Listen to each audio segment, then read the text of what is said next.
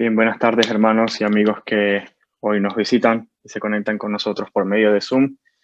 Mi nombre es Eddie, para aquellos que no me conozcan, soy uno de los pastores en la Iglesia Bíblica Vida Nueva, en esta congregación nuestra, y te damos la bienvenida. Es un gozo para nosotros que te puedas conectar y espero que pronto, cuando volvamos al local en una semana, si el Señor así lo permite, también tengamos la oportunidad de compartir eh, cara a cara y poder seguir glorificando al Señor todos juntos en el local.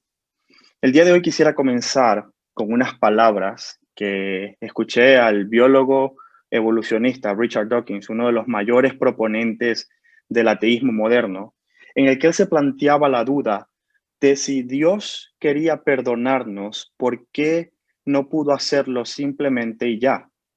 ¿Por qué si Dios quería perdonarnos, por qué no pasó por alto las ofensas de los hombres simplemente? ¿Por qué tuvo que mandar a su hijo a una sentencia de muerte, a una muerte cruel y hacerlo sufrir hasta el punto que vemos en la cruz?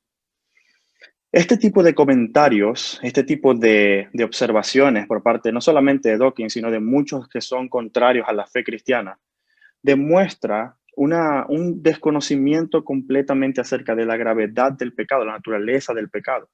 A veces parece que este tipo de argumentos o comentarios pueden ser válidos a simple vista, parecen ser argumentos lógicos que tienen cierto punto de razón, pero lo único que demuestran es un mal entendimiento acerca del concepto de justicia y, por supuesto, un desconocimiento de los atributos y del carácter que vemos narrado en el Dios de la Biblia. Así que el día de hoy vamos a hablar precisamente acerca del sacrificio de Cristo, un sacrificio que fue perfecto, suficiente, pero también vamos a ver por qué era necesario que Cristo muriera por los pecados, por qué Cristo tenía que sufrir de la manera que sufrió para poder otorgar perdón a aquellos que creemos en su nombre. Vamos a ver luego la suficiencia de ese sacrificio. No solamente fue un sacrificio necesario, sino que además de necesario fue un sacrificio suficiente para completar y cumplir la obra para la cual se propuso. Y finalmente vamos a ver algunos efectos de ese sacrificio en nuestras vidas.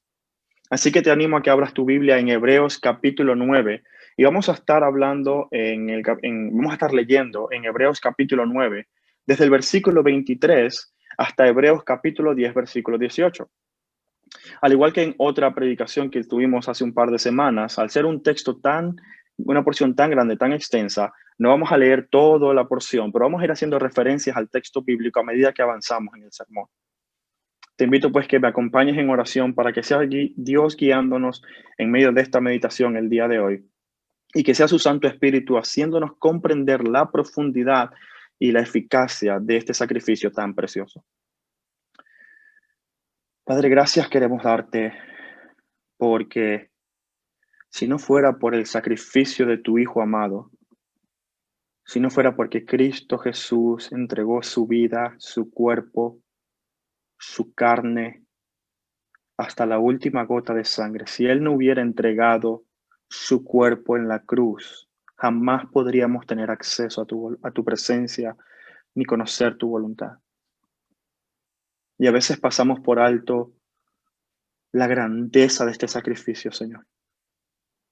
A veces pensamos que solo tenemos que saber acerca del sacrificio de Cristo únicamente cuando nos convertimos y ya. Pero esta es una grandeza, este es un sacrificio, Señor, una verdad tan maravillosa que debería cautivar nuestras mentes todos los días de nuestras vidas. Yo te ruego, Señor, que este sacrificio sea tan maravilloso a nuestros ojos, que meditemos en él cada día, cada segundo, cada minuto, cada hora. Que no sea un pensamiento frívolo, que no pensemos, Señor, que ya no necesitamos más el sacrificio de Cristo, sino que toda nuestra vida, toda nuestra teología, toda nuestra práctica en la iglesia, la manera en cómo conversamos con otros, que todas nuestras relaciones sean fundamentadas en lo que Cristo hizo en la cruz y lo que Él ha conseguido para nosotros. Yo te ruego, Señor, que la Iglesia Bíblica Vida Nueva pueda ser una iglesia que atesore la obra de Cristo, la obra consumada y finalizada de Cristo una vez por todas. Y te ruego que nos des valentía para proclamar esa obra a todas las naciones.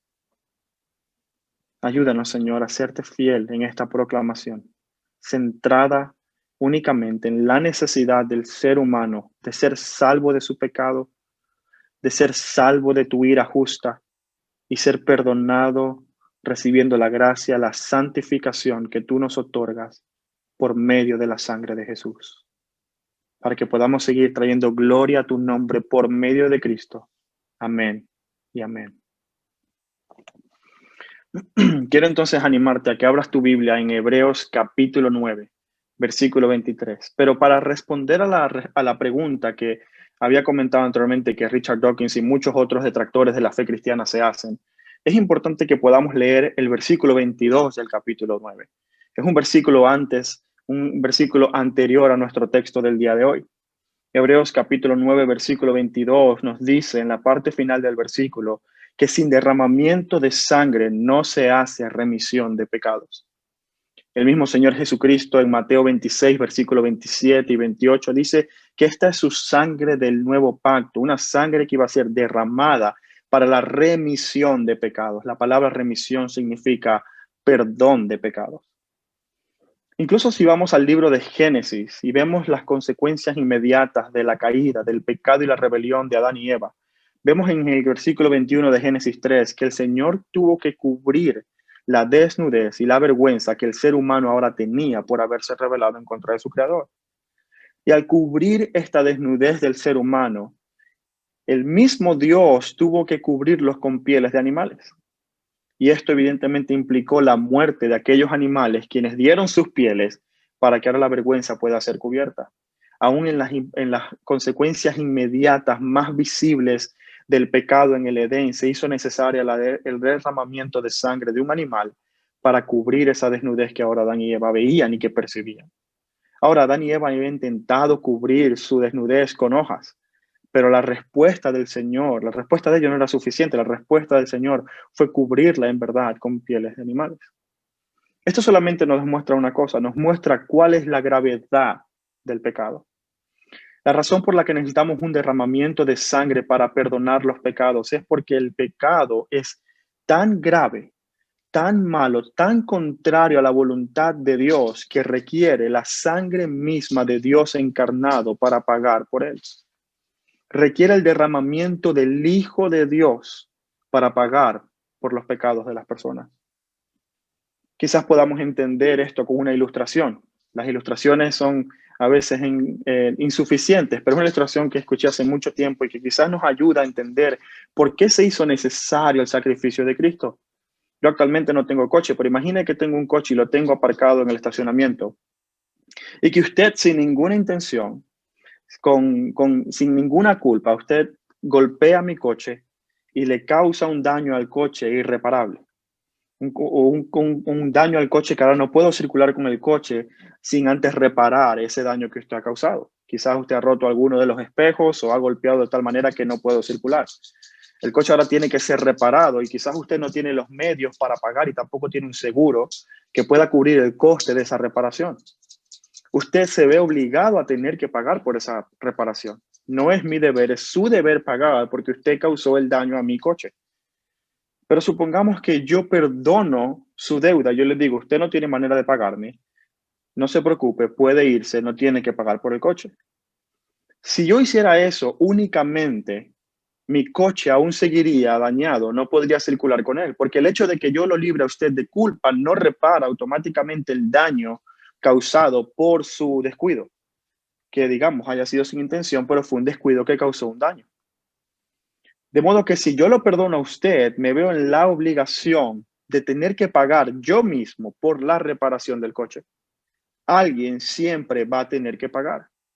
Alguien siempre va a tener que cubrir el coste de poder poner la situación como estaba anteriormente, antes de que el descuido de esa persona dañara el coche. Y aunque esto simplemente es una ilustración que probablemente no es suficiente, pero que nos ayuda a entender un poco ese punto de la necesidad de cubrir el coste del daño causado por el ser humano por su pecado. No solamente fue un daño entre la pareja, Adán y Eva, que ahora estaban en una relación de enemistad, sino que fue una ofensa directa en contra de su creador. Adicional a eso, la tierra misma fue maldecida como consecuencia por el pecado del ser humano. ¿Y quién va a pagar ese coste? No puede simplemente Dios pasar por alto el pecado sin asumir el coste del daño causado por la humanidad. De la misma manera, Cristo es el único que pudo pagar por ese coste, es el único que pudo realmente dar su vida para cubrir el daño que el ser humano había causado, para cubrir la ofensa que el ser humano había hecho en contra de su creador al rebelarse contra él en el Edén. Personas como Dawkins no entienden este concepto de justicia.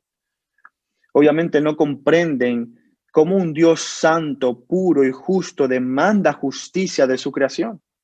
Porque su ofensa y mi ofensa no ha sido en contra de otro ser humano igual que yo. No he dañado el coche de otra persona, sino que nuestra ofensa ha sido en contra de nada más y nada menos que el juez mismo del universo. Por esta razón, Dios justamente demanda que se pague por el daño causado, que haya una justicia que deba ser satisfecha, y es por eso que se hace necesario el derramamiento de sangre. En el Antiguo Testamento lo vemos y lo vamos a ver hoy en Hebreos, cómo se estableció un sistema sacrificial, no perfecto, y no era el sistema sacrificial definitivo, sino que era simplemente una sombra de a lo que Dios estaba apuntando posteriormente en Cristo Jesús. Por eso es que por medio de Cristo, el Señor inauguró un nuevo pacto. Cristo dice que el derramamiento de su sangre inauguró un nuevo pacto en el que se hacía remisión de pecados. Este era el mismo pacto del que hemos hablado hace un par de domingos y que leemos en Hebreos capítulo 9, en los versículos del 8 al 12. Por medio del sacrificio de Cristo, el ser humano puede, en primer lugar, tener la palabra de Dios en su corazón, como lo dice Hebreos 9:10. En segundo lugar, el ser humano puede conocer a Dios verdaderamente como pueblo, pero también de manera individual y real, como lo dice Hebreos 9:11. Y finalmente puede también tener perdón de pecados, como lo dice al final de esa porción en Hebreos 9:12. Ahora bien, este sacrificio de Cristo no era solamente necesario, sino que también fue suficiente. Y eso es lo que vamos a ver en los siguientes versículos, en los versículos del 23 en adelante. Vamos a leer entonces Hebreos capítulo 9, versículo 23. Y quiero que me acompañes en la lectura hasta Hebreos capítulo 10, versículo 4. De Hebreos 9, 23 a Hebreos 10, 4.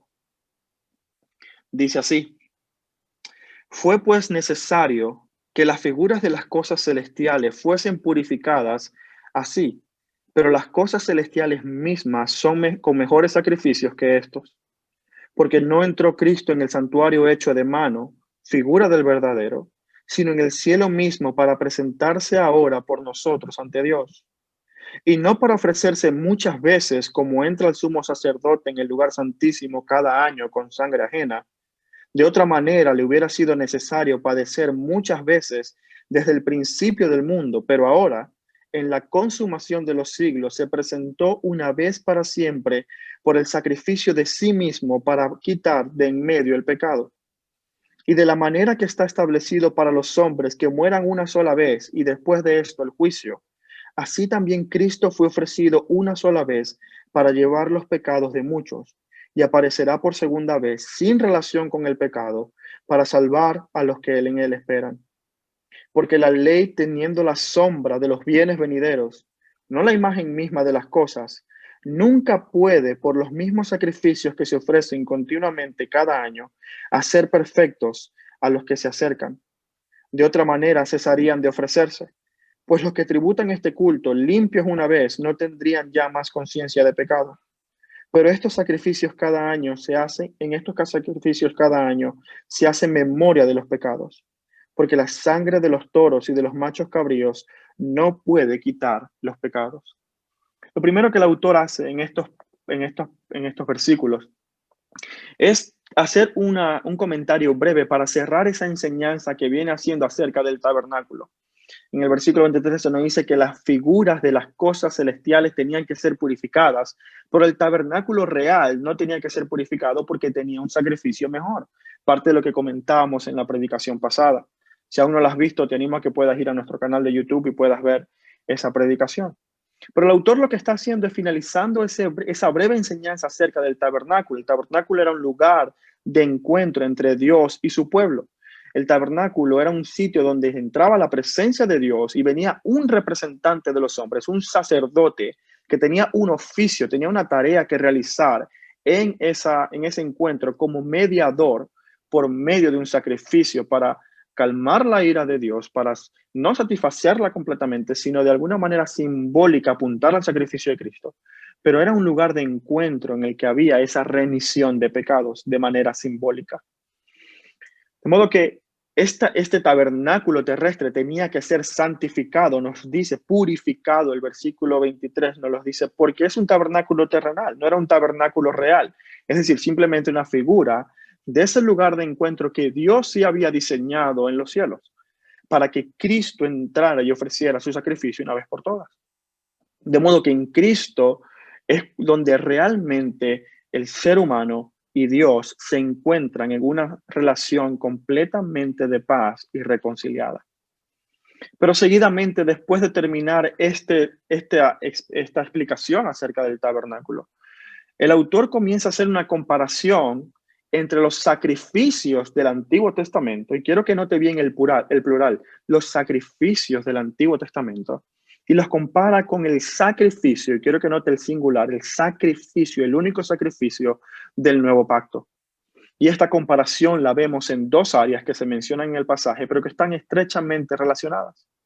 La primera área es la frecuencia con la que estos sacrificios se ofrecían, en contraste con la frecuencia con la que se ofreció este sacrificio de Cristo. Cristo ofreció su cuerpo, su vida, una vez para siempre. El versículo 25 nos dice, y no para ofrecerse muchas veces, como entra el sumo sacerdote en el lugar santísimo cada año. Luego en el versículo 28 se nos dice, así también como Cristo fue ofrecido una sola vez para llevar los pecados de muchos. De modo que en el Antiguo Testamento los sacerdotes tenían que entrar continuamente cada año para ofrecer sacrificios por los pecados del pueblo. Así lo hacían los levitas en el sacerdocio arónico. Cada año entrar en el templo, en el tabernáculo, para poder ofrecer sangre de machos cabríos y mediar entre Dios y su pueblo. Jesús no tiene que esperar cada año para volver a entrar en el lugar santísimo. Él no tiene una periodicidad, una frecuencia como la que tenían en el Antiguo Testamento. Lo hizo una vez para siempre. Cristo se entregó una vez para siempre. No tiene necesidad de hacerlo otra vez. Ahora, esto es un contraste entre la labor sacrificial de Cristo y la obra sacerdotal de Cristo. Porque Cristo sigue mediando por nosotros, intercediendo por nosotros, como nos dice Hebreos capítulo 8. Él sigue mediando, intercediendo por nosotros ante el Padre como sacerdote, pero no lo hace ofreciendo sacrificio nuevo, sino que lo hace habiendo ya ofrecido su cuerpo una vez para siempre. Su sacrificio ya fue completado, su obra intercesora va a continuar hasta que venga otra vez por nosotros. Pero esa obra intercesora, como dije, es una obra que ha sido o que es llevada a cabo fundamentado en el sacrificio que haya hecho una vez para siempre. Más adelante, el autor va a repetir esta misma idea en Hebreos capítulo 10. En el versículo 11 nos dice lo siguiente, y ciertamente todo sacerdote está día tras día ministrando y ofreciendo muchas veces los mismos sacrificios que nunca pueden quitar los pecados. Está haciendo referencia a este continuo ofrecimiento de sacrificios por parte de estos sacerdotes. Ahora, la razón por la que Cristo no tiene que ofrecer su sacrificio de manera continua, la razón por la que Él no tiene que morir otra vez en la cruz y padecer otra vez por los pecados, es porque el sacrificio de Cristo fue efectivo. Es decir, el sacrificio de Cristo sí pudo quitar el pecado. Y esto nos lleva a la segunda área en la que el autor compara estos dos sistemas sacrificiales. El sacrificio del Antiguo Testamento, aunque ofrecido muchas veces, no podía quitar los muchos pecados. Pero el sacrificio de Cristo ofrecido una sola vez, hecho una sola vez, quitó el pecado de su pueblo. Fíjense lo que dicen los siguientes versículos en el capítulo 10, versículos del 1 al 2. Porque la ley, teniendo la sombra de los bienes venideros, no la imagen misma de las cosas, nunca puede, por los mismos sacrificios que se ofrecen continuamente cada año, y esta es la parte, no puede hacerlo, No puede hacer perfectos a los que se acercan. No puede quitar el pecado. De otra manera, cesarían de ofrecerse. Porque los que practican este culto, una vez ya siendo perdonados, no tienen más conciencia del pecado. Es decir, si estos sacrificios pudieran verdaderamente quitar el pecado de las personas, no tendrían que ofrecerse nuevamente. Por eso es que al ser inefectivos tienen que continuar ofreciéndose, porque no pueden lograr el propósito por el cual Dios estableció el sistema sacrificial. Ahora, el Señor sabía esto, el Señor sabía que este sistema sacrificial no era definitivo, sino que era una sombra de aquello que habría de venir. Por eso dice el mismo texto, dice, es una sombra de los bienes venideros. No era la imagen misma de las cosas que Dios había establecido, sino que todo el Antiguo Testamento, como hemos dicho en otros sermones, apunta a lo que Cristo iba a hacer, a lo que Cristo iba a consumar en la cruz. En el versículo 11 del capítulo 10 se nos dice, nunca pueden quitar los pecados. Esta sangre de machos, de cabras, de ovejas, de palomas, no pueden quitar los pecados del pueblo. El sacrificio de Cristo sí. De modo que esta comparación la vemos tanto en frecuencia como en la efectividad del sacrificio. Y lo que el autor va a hacer en los siguientes versículos es darnos algunos efectos de este sacrificio. Es decir, Jesús completó su obra en la cruz. Él dijo, consumado es. Lo veremos un poco más adelante. Consumado es. Pero ¿qué fue lo que consumó? ¿Qué fue lo que logró? ¿Fue suficiente? ¿Suficiente en qué?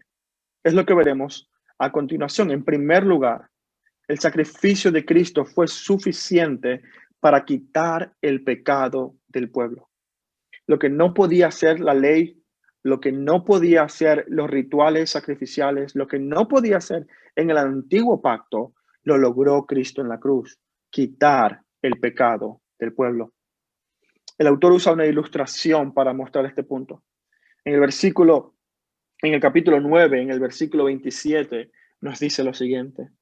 Nos dice, de la manera que está establecido para los hombres que mueran una sola vez, y después de esto el juicio, así también Cristo fue ofrecido una sola vez para llevar los pecados de muchos.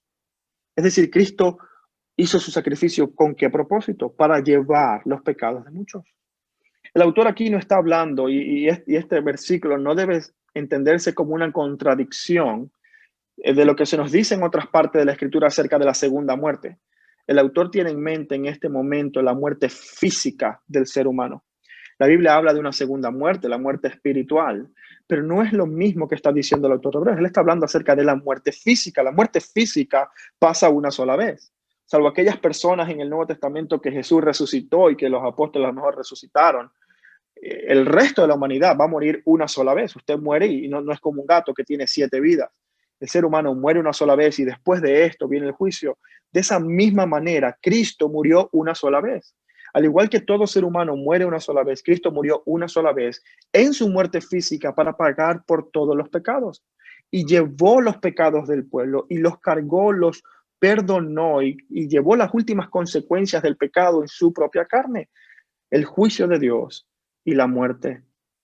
Ahora, Cristo soportó este juicio de Dios para salvar al pueblo. Todo ser humano sufrirá la muerte, pero solamente Cristo pudo llevar el juicio que nosotros enfrentaremos para perdón de nuestros pecados. Querido amigo que hoy nos visitas, quiero decirte algo. El juicio de Dios es algo completamente claro en la Escritura. Hay muchas personas que no quieren predicar acerca del juicio de Dios porque no quieren decir una verdad incómoda a la humanidad. Pero ¿qué sería de un médico? ¿Sería responsable un médico que al ver el peligro al que su paciente se encuentra no le diría la verdad para que pueda tomar medidas y no ir por ese camino que a lo mejor le costará la vida? De la misma manera, la Biblia nos exhorta que cuando nuestra vida en este mundo acabe, como dice este pasaje, cuando la muerte venga, la muerte física ocurra, enfrentaremos a nuestro Creador cara a cara. El mismo autor de Hebreos en el capítulo 4, versículo 13 nos dice que todas las cosas están descubiertas delante de Dios, a quien tenemos que dar cuentas. Algún día vamos a tener que dar cuentas delante de nuestro Creador, porque nuestra vida le pertenece, nuestro aliento le pertenece. Y esa es una realidad a la que no queremos enfrentarnos sin Cristo. Porque si tú te enfrentas al juicio de Dios sin Cristo, lo único que vas a encontrar va a ser condenación.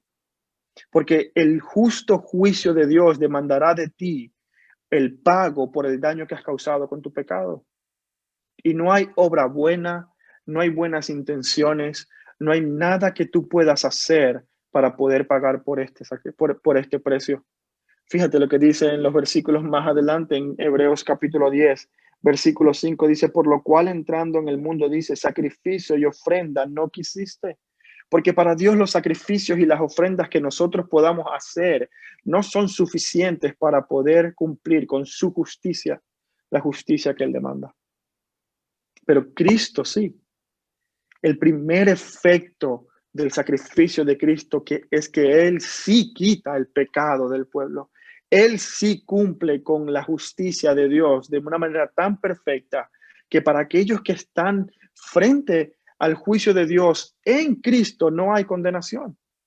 Es lo que nos dice el libro de Romanos. No hay condenación para aquellos que están en Cristo, porque Él ha cargado con el precio y ha cargado con las consecuencias del pecado. Él es el que verdaderamente puede cumplir y reparar el daño que tú y yo hemos causado con nuestra maldad. Por eso Cristo se ofrece una sola vez y para siempre. Ahora Él está sentado a la diestra de Dios, a la diestra de la majestad. Él está sentado porque su obra fue completa. Su propósito era quitar el pecado de su pueblo por medio del sacrificio. Su propósito era que verdaderamente fuésemos limpios, que verdaderamente nuestra rebelión fuese pagada. Y a diferencia de los sacrificios del Antiguo Testamento, Él sí lo cumplió, quitó el pecado de nosotros. Ahora, ¿qué significa que quitó el pecado de nosotros? ¿Quiere decir que ya los cristianos no pecamos? ¿Quiere decir que ahora nosotros ya no luchamos con el pecado, ya no hacemos cosas malas, no tenemos pensamientos malos? No, de ninguna manera. Lo que Cristo ha hecho, ha quitado el dominio del pecado sobre nuestras vidas. Y aunque hay lucha todavía interna en nuestro corazón, en nuestra mente, aún en nuestro cuerpo, que se quiere rebelar en contra de Dios, ese dominio total del pecado sobre nuestras vidas ya no existe, ya no está, porque Él nos ha trasladado del dominio de las tinieblas al reino de su Hijo amado, como dice Colosenses. Es lo que Cristo ha hecho. Nos ha dado una verdadera libertad del pecado. Las consecuencias últimas, la muerte espiritual, no la experimentaremos porque Cristo la sufrió en mi lugar. Ahora usted y yo somos libres de eso. Amado amigo, yo te animo a que si tú hoy no crees en Cristo Jesús, no te has arrepentido de tu pecado, crees que no necesitas un mediador, yo te animo a que mires a Jesús, a que reconozcas tu necesidad de un Salvador, que reconozcas que necesitas un cambio en tu corazón y que ese cambio no lo puedes producir tú mismo, sino solo Jesús, por medio de su sacrificio, puede transformar tu corazón, tu vida de una manera tal que tú puedas ahora glorificar a Dios con una vida nueva, para que tú puedas nacer de nuevo. Eso es lo que significa el nuevo pacto, renovar tu corazón, cambiar tu corazón, darte una nueva vida. Y tanto tú como yo tenemos esa necesidad. No queremos enfrentarnos al juicio justo de Dios sin Cristo, porque las consecuencias serán una justicia que no podremos soportar. Pero en segundo lugar, el sacrificio de Cristo tiene también un segundo efecto. En primer lugar, quita el pecado. A diferencia de los sacrificios del Antiguo Testamento, este sí quita el pecado una vez para siempre. Pero en segundo lugar, este sacrificio es suficiente también para poder santificar a su pueblo, para hacernos completamente santos. Ahora, el concepto de la santidad o de la santificación es un concepto que generalmente es mal interpretado en la iglesia. Y no hablo solamente de Vida Nueva, hablo de la iglesia del Señor en general. Muchos cristianos no comprenden el concepto de la santificación. Y a veces cuando venimos de un contexto católico pensamos que, bueno, santo es aquel que no peca. Pero yo quiero decirte, amado hermano, que si tú no eres santo, a menos que seas santo, verdaderamente santo, no podrás entrar en el reino de los cielos. No estoy diciendo que la salvación sea por obras, pero tienes que ser santo para ser salvo. De lo contrario, no podrás hacerlo. ¿A qué me refiero con esto? ¿Qué significa el concepto de la santificación? Cuando hablamos de santificación, en muchas partes del Nuevo Testamento, la Biblia llama a los creyentes los santos. He conocido vuestro amor, vuestra fe en el Señor Jesucristo, como dice Colosenses 1, y vuestro amor y servicio a los santos, refiriéndose a los cristianos. De modo que la Biblia misma nos llama a los creyentes santos, afirmando claramente este concepto de la santificación. Pero quiero que leas conmigo Hebreos capítulo 10, versículo del 9 en adelante. Fíjate lo que dice Hebreos capítulo 9. Vamos a leer hasta el versículo 14. Dice, y diciendo luego, he aquí que vengo, oh Dios, para hacer tu voluntad. Quita lo primero para establecer esto último. Está hablando del pacto, el antiguo pacto con el nuevo pacto. Y el versículo 10, y en esta voluntad somos santificados mediante la ofrenda del cuerpo de Jesucristo, hecho una vez para siempre. Y ciertamente todo sacerdote está día tras día ministrando y ofreciendo muchas veces los mismos sacrificios que nunca pueden quitar los pecados. Pero Cristo, habiendo ofrecido una vez para siempre un solo sacrificio por los pecados, se ha sentado a la diestra de Dios. Es decir, su obra está completa. Los sacerdotes del Antiguo Testamento están de pie día tras día. Cristo está sentado una vez para siempre en el trono de Dios porque su obra ha sido completa. De ahí en adelante, versículo 13, esperando hasta que sus enemigos sean puestos por estrado de sus pies.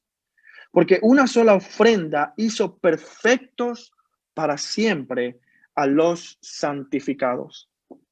Cuando la Biblia habla de que somos santificados, y este es uno de los efectos del sacrificio de Cristo, está hablando acerca de la condición que ha cambiado en el ser humano. El hombre natural en su condición pecaminosa está, digamos, en un matrimonio con el pecado, o digamos, está sometido a una relación de esclavitud con el pecado, en la que el pecado oprime al ser humano, y el ser humano no puede librarse de ella, está unido el ser humano a esa opresión del pecado, a ese dominio del pecado, y hace absolutamente todo lo que los deseos de la carne le imponen. Esa es la condición de todo ser humano fuera de Cristo. Pero una vez que Cristo aplica su sacrificio a la vida de una persona, una vez que esa persona es santificada, es completamente separada del pecado. Y era nuestra posición, no es dominado por el pecado. Nuestra posición es una posición de santos delante de Dios. Esto no se refiere a tu conducta necesariamente, se refiere a tu posición delante de Dios. Tu matrimonio con el pecado ha terminado. Piensa en la santificación como un divorcio. Te has divorciado del pecado y ahora te has casado con Dios. Estás en una perfecta unión con Cristo y delante de Dios eres visto como santo, como una persona que está completamente capacitada, facultada para acercarse a Dios. Esa es tu posición en Cristo si has nacido de nuevo. Y a eso se refiere la doctrina de la santificación. Se refiere a que el ser humano en Cristo tiene una posición diferente. Ya no está bajo el dominio del pecado, está ahora calificado delante de Dios, acercándose a Dios, calificado para entrar en la presencia de Dios. Por eso la imagen del tabernáculo es tan importante, incluso para entender este concepto. Porque cualquier persona que se acercara a la presencia de Dios de una forma inmunda, si una persona tenía algún ritual, alguna condición inmunda, ni siquiera pecaminosa, pero inmunda, había tocado a un animal inmundo o muerto, ya no podía acercarse a la presencia de Dios porque su pureza, su santidad son tan grandes que el ser humano no la puede soportar. Y no estamos calificados para presentarnos delante de Dios. Aquellos que se acercan a Dios de una manera inadecuada sufren consecuencias terribles. Pero cuando somos santificados, Cristo nos ha limpiado, purificado, nos ha hecho perfectos. En otras palabras, nos ha calificado para que podamos entrar y acercarnos a la presencia de Dios. Ahora ya no somos más dominados por el pecado, inmundos, contaminados. Ahora somos hechos perfectos. Así es como el Señor nos mira. Nos ve perfectos cuando nos ve que entramos a su presencia. Ya no demanda justicia por la inmundicia, porque no ve esa inmundicia. Esa inmundicia fue puesta sobre Cristo y sobre nosotros es puesta la perfección de Jesús. Y estamos calificados para entrar en su presencia. Hay otro concepto, hay otra aplicación del concepto de santificación que tiene que ver con ese proceso en el que crecemos en santidad, en el que crecemos en madurez, en el que reflejamos cada vez más y más el carácter de Dios y nos alejamos cada vez más del pecado. Y ese, digamos, es el proceso de santificación. Pero lo que el autor tiene en mente es la posición del creyente delante de Dios una vez que el sacrificio de Cristo es aplicado a él. Entonces, el sacrificio de Cristo nos ha capacitado y nos ha santificado de tres maneras. En primer lugar, Hebreos 10:1 nos dice lo siguiente: porque la ley, teniendo las sombras de los bienes venideros, no la imagen misma de las cosas, no puede, por los mismos sacrificios que se ofrecen continuamente, hacer perfectos a los que se acercan. No podemos acercarnos a Dios, no estamos capacitados para acercarnos a Dios, no somos lo suficientemente perfectos para acercarnos a Dios por nuestros propios medios. El sacrificio de Cristo, sí. El sacrificio de Cristo nos capacita, nos santifica de manera que puedo entrar a la presencia de Dios confiadamente. No tengo que entrar con temor a la presencia de Dios, temor en el sentido de que va a hacerme pagar por mi pecado, porque ya Cristo ha pagado por él. Siempre tengo que tener un temor reverente ante la presencia de Dios, reconociendo su grandeza, su majestad, pero no debo tener temor de que va a condenarme, porque esa condenación ya fue pagada por Jesús. El sacrificio del Antiguo Testamento no puede hacer perfecto a quien se acerca, pero el de Jesucristo sí. Lo hemos visto con anterioridad en el capítulo 5, en capítulo 4, versículo 14. Por tanto, teniendo un gran sumo sacerdote que traspasó los cielos, Cristo Jesús, retengamos nuestra profesión. Y dice más adelante, acerquémonos pues, versículo 16, acerquémonos pues confiadamente al trono de la gracia, porque somos santificados, somos calificados. Al menos que seas santo, no puedes entrar en la presencia de Dios. Y esa santificación te la da, te la otorga el Señor Jesucristo. Es una santificación ganada por ti. Es una calificación que no te has ganado, no has obtenido, te ha sido dada, te ha sido otorgada por el Señor Jesucristo en su efecto del sacrificio. Te pregunto, hermano, ¿te estás acercando a Dios? ¿Cómo es tu vida diariamente? ¿Estás acercándote verdaderamente al trono de la gracia para estar en contacto con tu Creador, sabiendo que el sacrificio de Cristo te ha calificado perfectamente para hacerlo? Aun cuando pecas, aun cuando ves y reconoces en tu corazón actitudes que no son agradables delante de Dios, puedes acercarte con confianza, humildad, reconociendo tu falta, pero sabiendo que Cristo ya ha pagado por eso. ¿O crees que después de pecar tienes que de alguna manera recuperar la posición que Cristo te ha dado? De ninguna manera. Si Cristo ya te dio la posición de santo, créeme, no puedes tú bajarte de esa posición. Cristo ya la ha ganado para ti. Evidentemente tendrás una lucha con el pecado. Yo la tengo, todos la tenemos. Pero mi posición delante de Dios me ha sido dada por Cristo y no me la puede quitar nadie más. ¿Quién nos separará del amor de Dios? ¿Quién puede apartarnos de Dios? Nadie más. Tenemos acceso a su presencia gracias a que Cristo, por su sacrificio, nos ha dado entrada.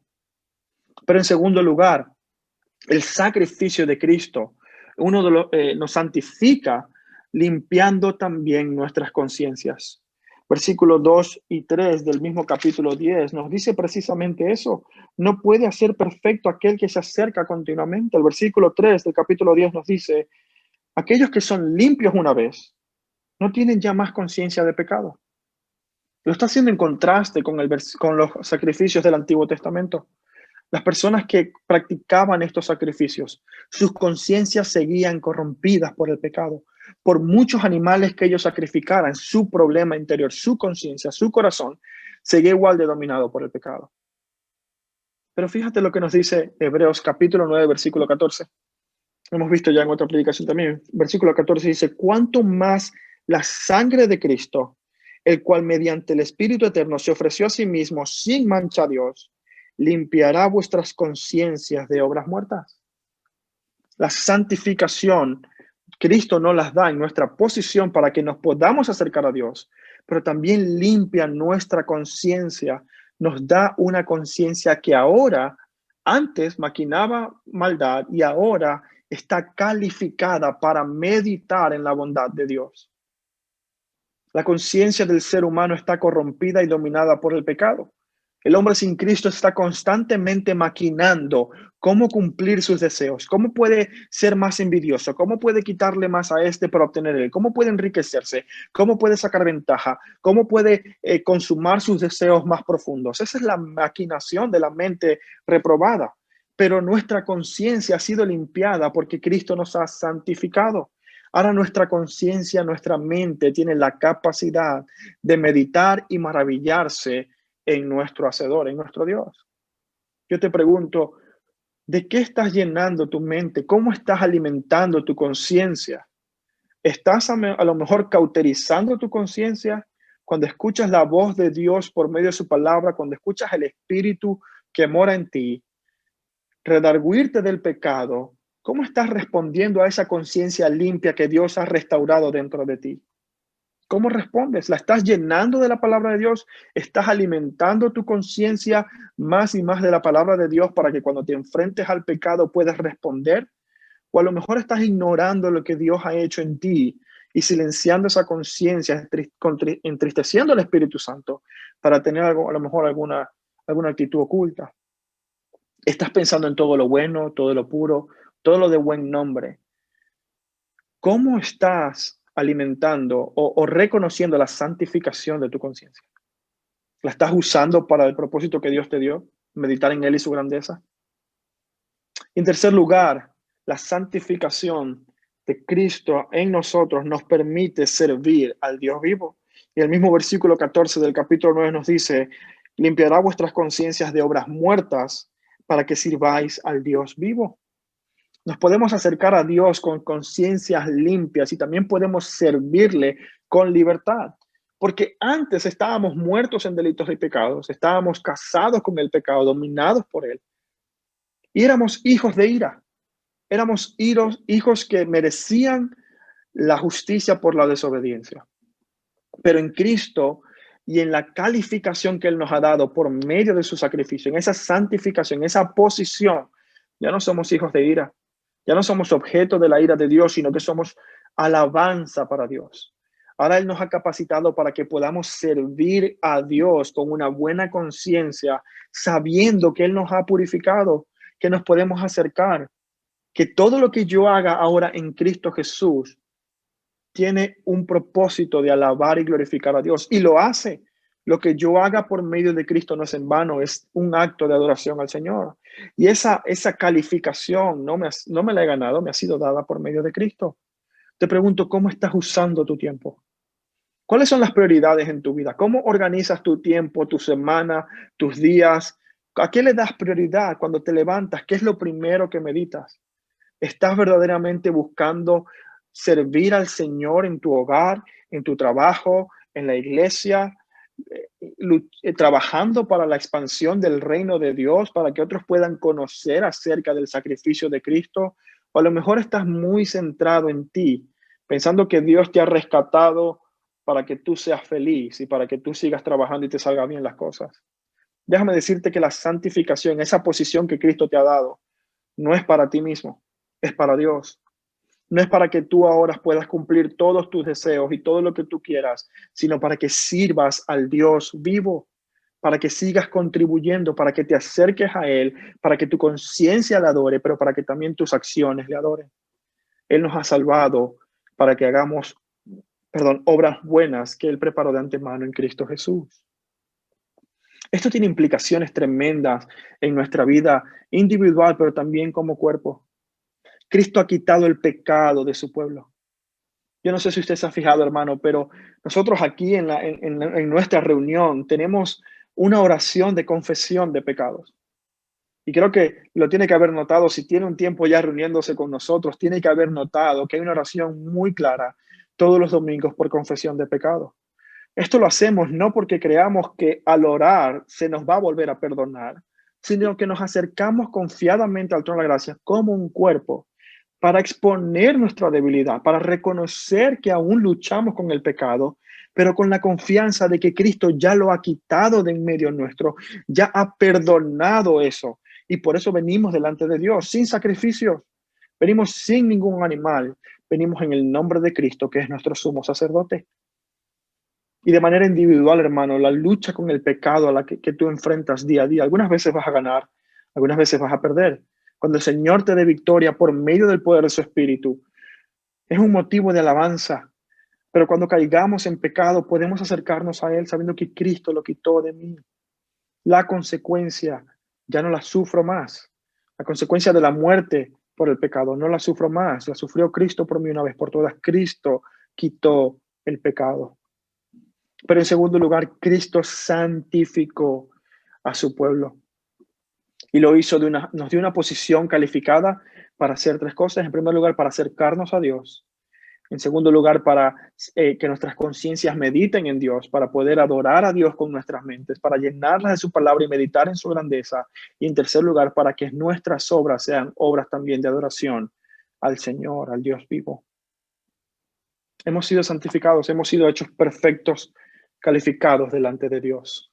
Esta calificación no ha sido ganada por nosotras, ha sido otorgada por medio del efecto de la aplicación del sacrificio de Cristo en nuestras vidas. Hermanos, no perdamos el tiempo. Aprovechemos el tiempo, meditemos en su palabra, acerquémonos a Él y trabajemos también para la extensión del reino de Dios. Oremos. Padre, gracias te damos por este sacrificio maravilloso de Cristo Jesús. Porque en Jesús tú nos has dado una posición que antes era desconocida para nosotros. Una posición en la que podemos acercarnos a ti libremente, en la que nuestra lucha con el pecado es una lucha que ya ha sido ganada por Cristo. Y ahora solamente tenemos que resistir en esta batalla hasta que una vez por todas Cristo vuelva nuevamente, sin relación con el pecado, vuelva nuevamente para llevarnos con Él a su reino. Y te damos gracias, Señor, porque este sacrificio nos ha hecho aptos también para que nuestras conciencias estén limpias, estén restauradas, renovadas, como dice tu palabra, por medio de nuestro entendimiento, meditando en tu palabra, memorizando tu palabra.